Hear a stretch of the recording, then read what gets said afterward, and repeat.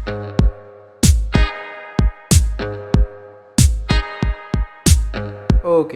so hey guys, welcome back to Code Space. Myself Shugayu, and in this particular video हम अपनी binary search की series को थोड़ा आगे बढ़ाएंगे.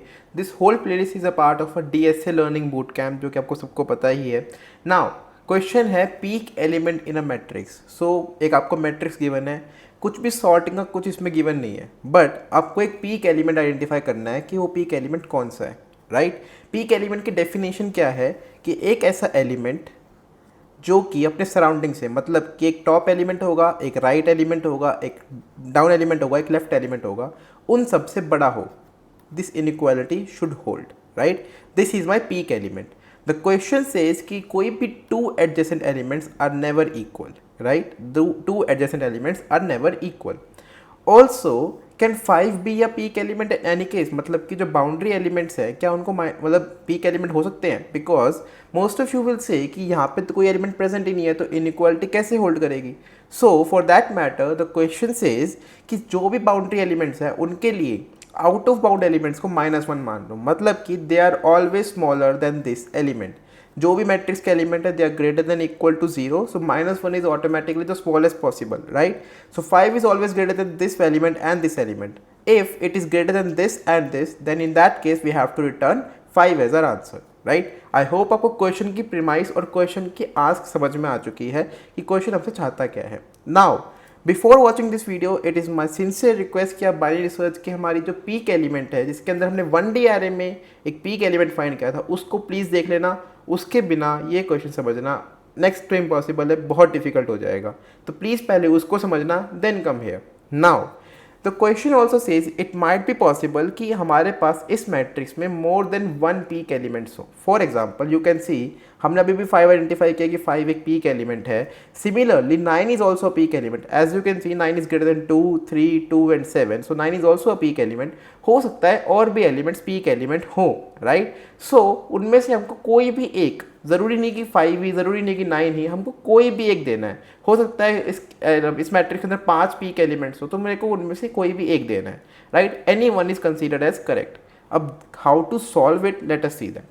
उसके लिए जो हमने वहाँ पे कंसेप्ट किया था उसको बस रिफ्रेशन अप कर रहा हूँ. If you have not watch that video correctly, तो यहाँ से समझने की कोशिश करना कि अगर हमारे पास पीक एलिमेंट फाइंड करने की, मतलब पीक एलिमेंट को पीक एलिमेंट ही क्यों बोलते हैं, पीक का मतलब क्या है. फॉर एग्जाम्पल हम अपने एरे को, या लाइक सपोज अपने डेटा स्ट्रक्चर को कुछ ऐसे पॉइंट कर लें. राइट, सिमिलरली मतलब ये एक एरे के लिए नोटेशन किया है, ऐसे एक मैट्रिक्स के लिए भी नोटेशन कर सकते हैं किसी तरीके से. नाउ पीक एलिमेंट मतलब कि ये वाला एलिमेंट जो सबसे टॉप पे हो, मतलब कि उसके नेबरहुड में जो भी एलिमेंट्स है, चाहे वो लेफ्ट में है फिर राइट में है, वो उससे छोटे हो, तो then that element is considered as peak element. एक मैट्रिक्स में या फिर एक एरे में पीक एलिमेंट होगा ही, इसकी क्या गारंटी है, कैसे ये पॉसिबल है. हो सकता है कि मेरा जो डेटा स्ट्रक्चर है वो कुछ ऐसा हो, वो सिंपली इंक्रीजिंग सा हो. राइट, वो सिंपली इंक्रीजिंग हो सकता है. In that case how can I get a peak element. So question ने वहीं पे एक चीज़ डिमांड कर रखी है कि आउटर एलिमेंट्स को -1, मतलब कि यहाँ पे एक एलिमेंट ये हो जाएगा, एंड सिमिलरली -1 हेयर, तो यहाँ पे ये हो जाएगा. तो I can see a peak here. Right, peak is not there, there not there, but at the last, मतलब कि लास्ट एलिमेंट जो होगा वहाँ पे पीक है. So peak will always exist in the matrix और in an array. Right, so हमारी data structure कैसे चलेगी, हम क्या सोच रहे हैं कि अगर हम यहाँ पे लाई कर रहे हैं, right, so we can see कि प्रीवियस डेटा पॉइंट आगे है, प्रीवियस डेटा पॉइंट थोड़ा बड़ा है, तो हो सकता है पीक उसकी तरफ हो. What I we trying to say is कि अगर हमारा कोई भी डेटा स्ट्रक्चर इस ग्राफ को रिप्रेजेंट करे, and I am standing here, right, I am standing at this point, कि उसका अगला एलिमेंट उससे बड़ा है और उसका पिछला एलिमेंट उससे छोटा है, in that case I should always go towards the peak. Why, मुझे पता होगा क्योंकि बड़े एलिमेंट की तरफ जा रहा हूँ तो पीक पक्का आएगी. अगर मैं कहीं पे खड़ा हूँ and I can see a bigger element on my right, then I am sure कि अगर मैं राइट में जाऊँगा तो पीक पक्का मिलेगी. क्यों, क्योंकि कहीं ना कहीं तो ड्रॉप कर रहा होगा. हो सकता है वो लार्जेस्ट एलिमेंट हो पूरे उस डेटा स्ट्रक्चर में, बट -1 के चक्कर में कहीं ना कहीं तो वो ड्रॉप करेगा ही. जैसे ही ड्रॉप करेगा मेरे को पीक, मेरी पीक मिल जाएगी. That is what we have to do. वहीं वहाँ पे भी हमने यही किया था, यहाँ पे भी हम यही करेंगे. बट द प्रॉब्लम इज कि वहाँ पे 1D एरे था, तो हम आइट्रेट कर पा रहे थे, बट यहाँ पे हमको चारों की तरफ देखना है. फॉर एग्जाम्पल अगर मैं इस 6 को देखूँ तो 6 is greater than 0, 3 and 2, right, but it is not greater than 7. तो हम बोलेंगे हम 7 की तरफ चले जाएं. बट अगर कहीं पे एक ऐसा केस आ गया कि ये वाला एलिमेंट इससे तो बड़ा है, इससे भी बड़ा है, बट इससे छोटा है और इससे छोटा है, तो हमको किस तरफ जाना चाहिए? Should we go towards this one और should we go towards this one? That is the problem we have to deal with the matrices. So matrices के केस में ये चीज थोड़ी सी कॉम्प्लिकेटेड हो जाती है। Let us see how we will solve. Okay, so बिल्कुल बेसिक से चालू करेंगे। Brute force solution. Brute force solution तो काफी सिंपल है, हर एक एलिमेंट पर आइट्रेट करो। So for I going from 0 up till n-1, similarly j going from 0 up till m-1 inside a inner loop, her element के लिए ट्राई कर लो। मतलब कि हो सकता है आप एक एलिमेंट यहाँ पे आओ, right? Check for it. If top element, down element, left element and right element, all of them are smaller, in that case this is your answer, right? Answer retrieved. Otherwise just इस loop के बाहर आ जाओ, कुछ return तो करोगे नहीं, कोई ना कोई पिक तो मिलेगी एज आई सेड, कभी भी लूप के बाहर वाली चीज़ तो रिटर्न होएगी ही नहीं। नाउ इसमें टाइम कितना लगेगा? So O of N M is my time. Ethically अगर आपसे क्वेश्चन ये नहीं पूछता है कि आपको लॉग में करना है, कुछ भी करना है, फिर छोटा टाइम कॉम्प्लेक्सिटी में करना है, then it is very difficult to think of an optimize approach in their case of peak element. वैसा ही केस वहाँ पे भी था। अगर हमको क्वेश्चन स्पेसिफिकली नहीं कहता कि हमको कंस्ट्रेंट्स कुछ बहुत डिफिकल्ट मिले हुए हैं, हम ब्रूट फोर्स को ही ऑप्टिमाइज मानते हैं। बट क्वेश्चन कह रहा है कि हमको इससे कम टाइम में करना है, तो हमको सोचना पड़ेगा कि कम टाइम में हम कैसे कर सकते हैं। ऑब्वियसली हम एक आइट्रेशन लगा रहे हैं और इसको हम ओ ऑफ एन एम में कर रहे हैं। एन एम में हमको हर एलिमेंट एक्सप्लोर करना पड़ रहा है। Let me tell you again, O of N M मतलब कि elements explore, all elements explore, right? All elements explore मतलब कि हम ईच एलिमेंट पे गए और वहाँ पे चेक किया। इससे कम टाइम करना मतलब कि हमको सारे एलिमेंट्स नहीं देखने हैं। We have to trim down our search, हमको कम से कम एलिमेंट्स देखने हैं, तब भी हम इसको टाइम कॉम्प्लेक्सिटी वाइज क्या कहते हैं और ऑप्टिमाइज कर पाएंगे, राइट?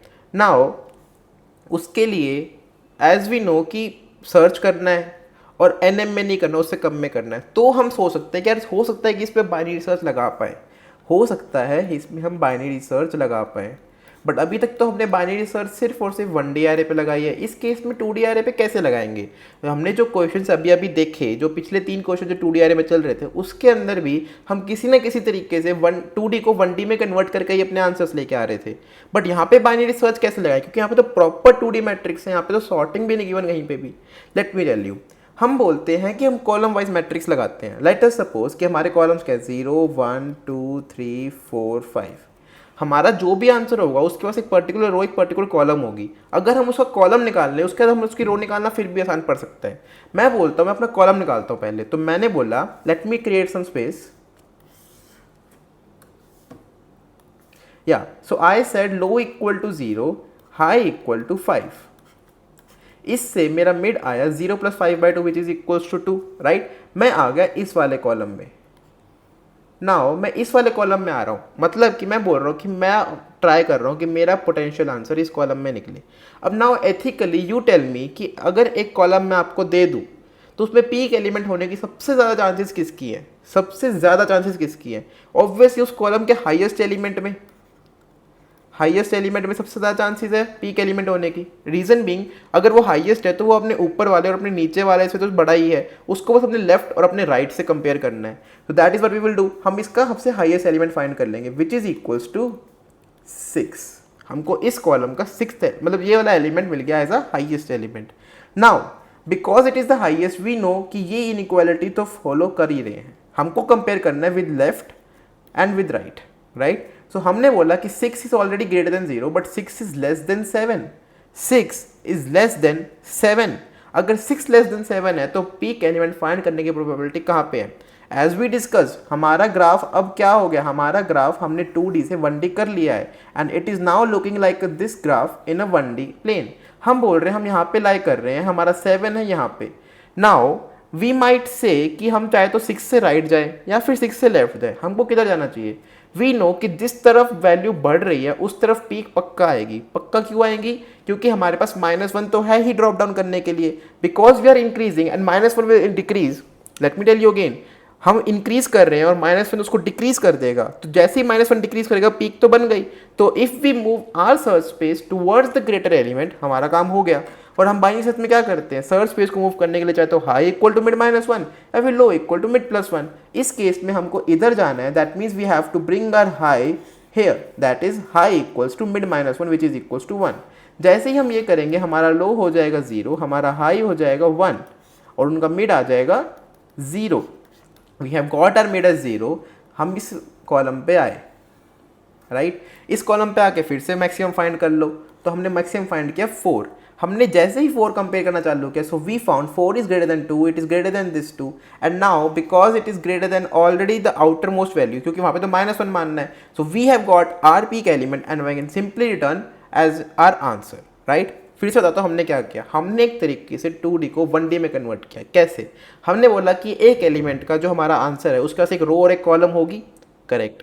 हमने बोला कि हम कॉलम के थ्रू जाते हैं, FYI अब रो के थ्रू भी जा सकते हो, मतलब जो चीज़ें हमने कॉलम के लिए की अब उसको रो के लिए कर दो, एंड जो चीज़ें हमने कॉलम के लिए करी उसको रो के लिए कर दो, right. Just vice versa of both the things.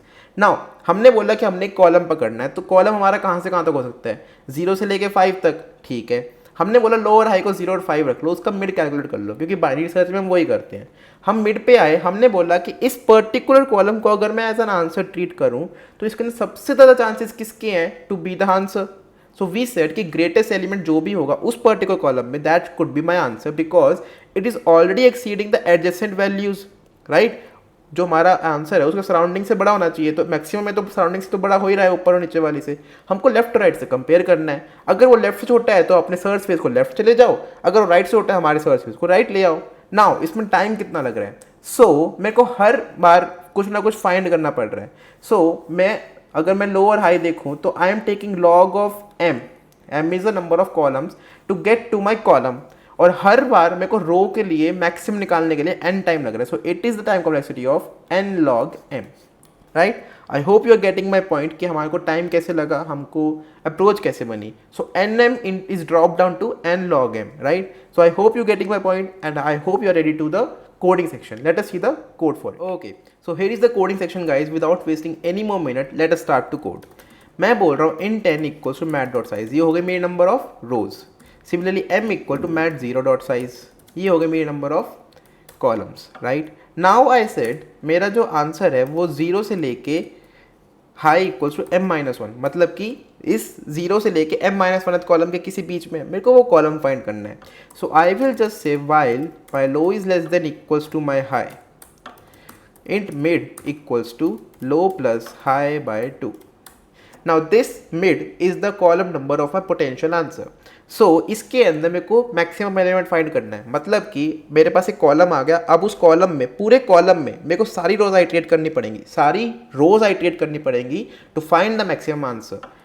तो int maxi equals to find, find क्या करेंगे, मैक्सिमम रो इंडेक्स, मतलब कि वो रो जिसके अंदर मैक्सिमम एलिमेंट एग्जिस्ट करता हो उसका इंडेक्स दे दो। हम इसमें मैट्रिक्स भेज देंगे अपनी पूरी और अपना मिड कॉलम भेज देंगे, right. What will this do, int find max row index will treat give me like, ये मेरे को vector of vector int matrix ले रहा है आर्गुमेंट में, and it is taking my column. Now ये मेरे को एक इंडेक्स रिटर्न करेगा, let us say it is -1 right now, right. हमको मैक्सिमम वैल्यू चाहिए, so for int i equal to 0, मेरे पास कॉलम में मेरे को सारी रोज आइट्रेट करनी है। So mat dot size I plus plus, what will I do, अगर उस पर्टिकुलर रो और कॉलम पे, मतलब कि मैट ऑफ आई कॉलम की वैल्यू ग्रेटर देन मेरे इंडेक्स वाली रो, मतलब इंडेक्स वाली रो है जो उससे बड़ी है, तो इंडेक्स को के लिए 0 मान लेते हैं हम, क्योंकि मेरे को 0 चाहिएगा। सो मतलब मैं बोल रहा हूँ कि 0 ही मेरा फर्स्ट आंसर है। So matrix of index col, in that case index को अपडेट कर लो, at last return your index. This is simple, ये चीज़ आपको बहुत सिंपल है, या आप खुद भी कर सकते हो, राइट। हमने इंडेक्स निकाल लिया जो उस पर्टिकुलर कॉलम में मैक्सिमम रो नंबर है, राइट। नाउ अब मेरे को ये तो पता है ऊपर नीचे से करेक्ट है, लेफ्ट राइट देखना है। अब लेफ्ट राइट में हो सकता है मैं कॉलम 0 पे खड़ा हूँ, कॉलम 0 के लिए लेफ्ट में तो सारी वैल्यूज -1 है। सिमिलरली राइट में खड़ा हूँ तो कॉलम राइट के लिए, मतलब कि लास्ट कॉलम पे खड़ा हूँ उसके लिए राइट में सारी वैल्यूज -1 है। तो मेरे को चीज़ देखनी पड़ेगी ताकि मैं नल पॉइंट एक्सेप्शन मीट ना करूँ। So int left equal to -1, similarly right equal to -1. अगर जो मेरा मिड आया, if my mid is greater than 0, मतलब कि मेरा mid -1 should be greater than equal to 0, तभी मैं लेफ्ट में कुछ देख पाऊंगा. In that case left equals to, अब मेरे को मैक्सिमम, मतलब कि जो मेरा इंडेक्स आया 6 का जो इंडेक्स आया था उसके लेफ्ट में देख रहा था तो रो सेम थी, तो left equals to matrix of जो मेरा मैक्सी आया उसके लिए मिड -1. सिमिलरली अगर मेरा mid +1 is less then m, मतलब कि वो कॉलम की लिमिट में ही है, in that case right equals to matrix of maxi of mid +1. मेरे को अपनी लेफ्ट और राइट की वैल्यू दिख गई. अब मेरे को बस कंपेयर करना है.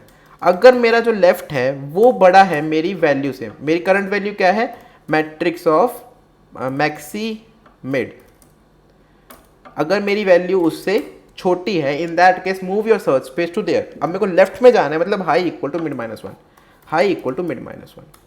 Else if right is greater than mat of maxi mid, in that case low equal to mid +1.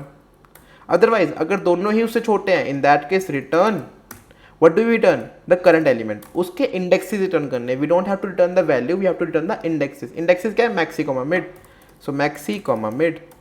Now just to take the care, मतलब हमको कुछ ना कुछ रिटर्न करना ही पड़ेगा ना आउटर लूप के भी, ताकि हमको लाइक कंपाइलेशन एरर ना मिले. Return -1 comma -1. Let us try to run it and hope it will run fine without giving any kind of error. Getting accepted for sample test case, submit करते हैं guys and let us see the results. Okay, so it is giving an error in this case. I see the reason. मैंने यहाँ पे else नहीं लगाया return करते time, इसको else लगाना है, right? Because ये तो first time में चल जाएगा वरना, right? I have to prevent that. Let us try to submit it now and hope it will run fine this time without giving any kind of error. It is getting accepted. So thank you for watching. Hope you liked it and please make sure to like and subscribe to the channel. Thank you. Have a nice day.